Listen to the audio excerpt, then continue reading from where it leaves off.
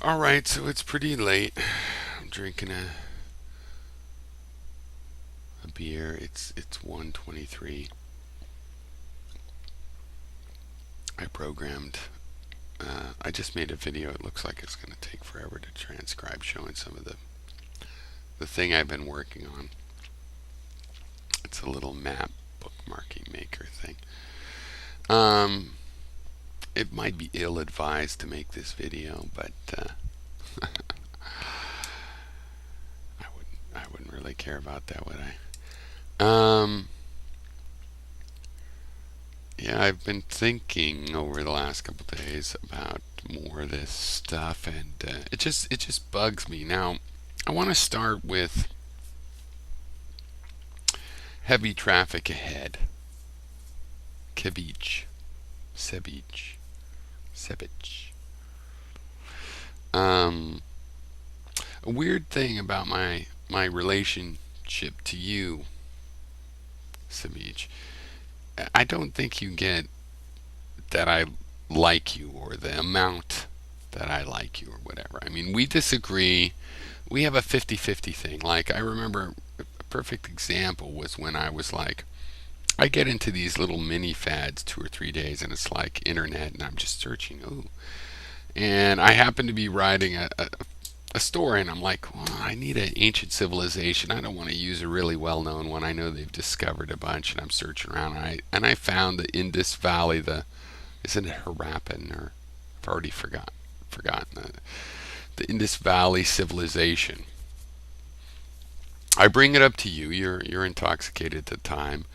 Um, I might have been too, but whichever. We've had a lot of. There's been a few times where I was sober and talking to you intoxicated. Many times where we were both intoxicated late at night on Stickum or something. Both kicked from Gary or whatever. Uh, okay, that's a tangent. But anyway, you would know that.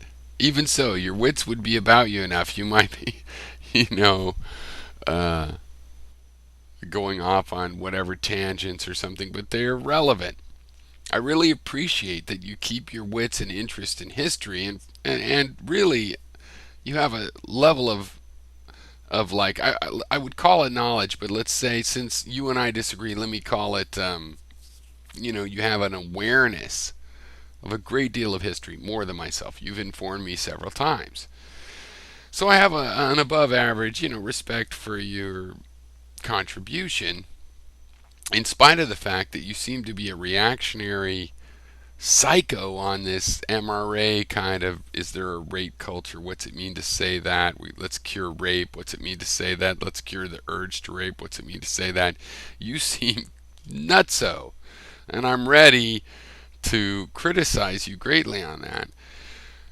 But I think that the reason I want to do that is partially because I know you're intelligent. When we disagree, I can usually respect where you're coming from, but you're sort of a reactionary or a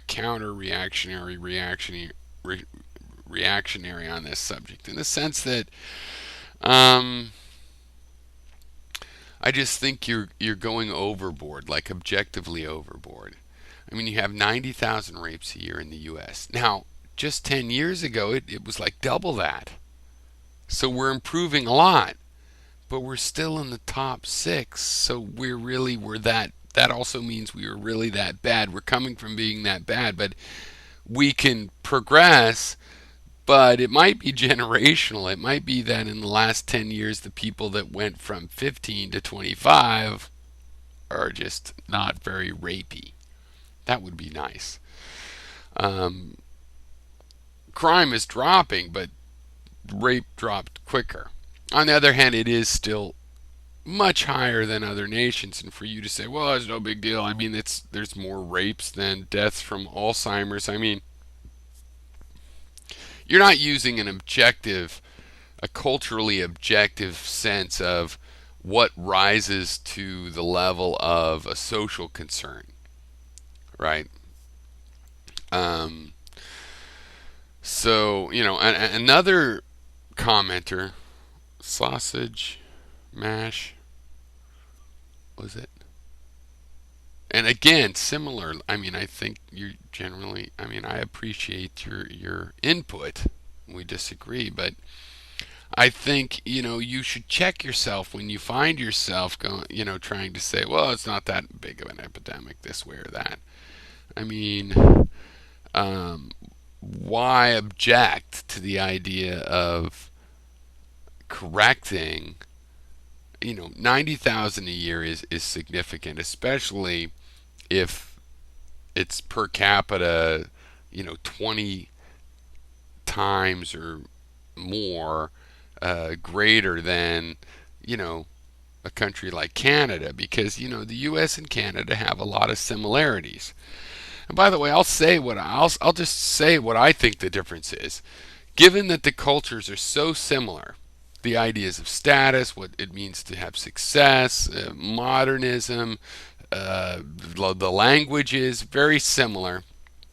What's the problem? Well, UK also has a kind of high rapey rate. I'll tell you what I think it is. This martial society and the idea that you need to dominate the world and exceptionalism for your country, to the degree that that remains in your country, then you will see this sort of thing, because domination is being rewarded.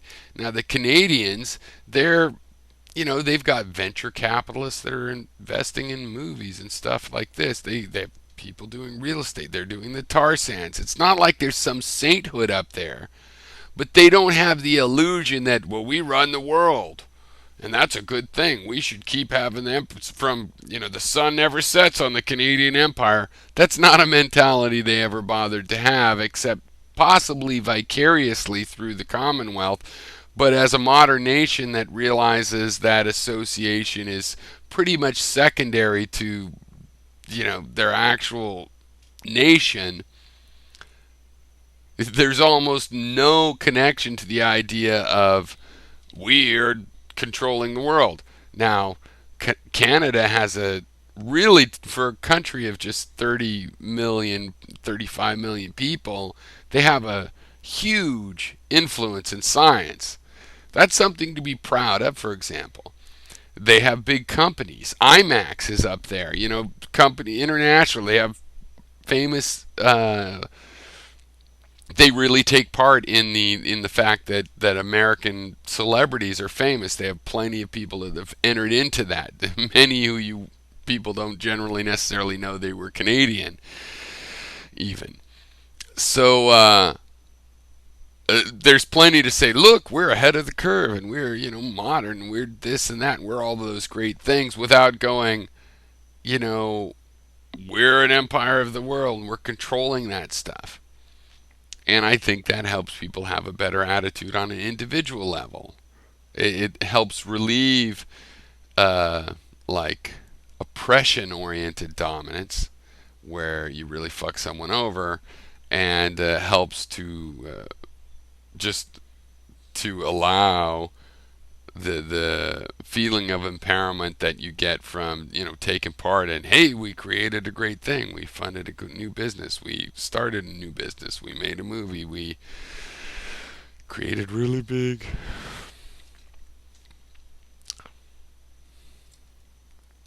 Okay, I don't actually know where IMAX started, but I just happened to, I got that impression they're Canadian because they have do a bunch of work up in Canada. Who knows? Correct me if I'm wrong. It's just a stray improv addition to this idea of why Canada might have such a lower per capita rape statistic. Somebody else was saying, well, bank robberies. Well, I couldn't find a bank robbery statistic, and I think robberies in general, not that it's a little higher per capita in the U.S., but not much. Not it's like 99. It's like 91 or 2 in Canada per 100,000, and it's like 112. That's not a big difference. It's not a factor of 20, 25. So it's interesting, and I think the martial society, the Spartan where you build the making a soldier out of your children kind of thing into your society, which is motivated by the feeling that you have to keep dominating the world. I think that's what leads to that. So this is a sort of interesting question. What if, to reduce the incidence of rape, you had to not try to rape the world? What about that? Would that be worth it? All right, cheers.